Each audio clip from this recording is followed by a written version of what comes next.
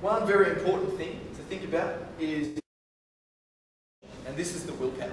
And in my experience, aiming for 58 on a digital scale isn't going to be motivating enough.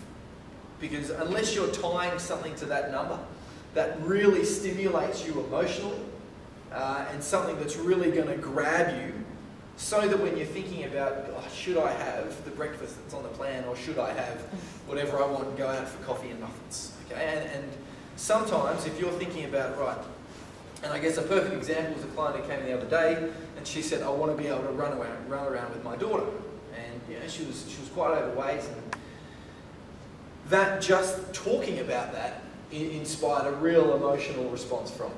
And when she thinks about the happiness and the joy and all those different elements coming into play, when she thinks about that feeling, that's what you want to weigh up when you're talking about, should I have half a cup or a cup of pasta, if it makes sense. Because in contrast to that decision, that goal that she's got is more powerful than, and so much more important than, should I put this amount of food on my plate tonight? You know, it makes it insignificant.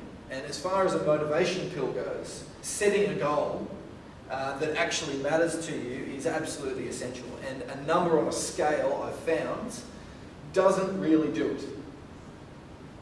So regardless of what your endeavour is, being healthy and feeling good about your body makes things a whole lot easier. And even being on the path to being there as well makes it a whole lot easier. That first kilo coming off can sometimes make a huge difference to your mental state and get you on track.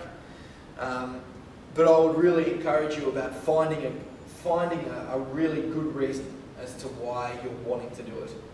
And after having a good chat with Rex next door, I don't know if you're familiar with Rex, he's the mental performance guy or high performance man next door who does a lot of work with mental and emotional health.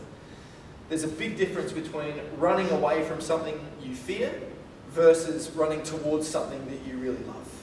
And everyone can relate, perhaps, I don't want to be big, I don't want to be unfit, as opposed to, I want to be running around with my daughter and really enjoying life. There's a much more positive vibe to moving towards something as opposed to moving away from something.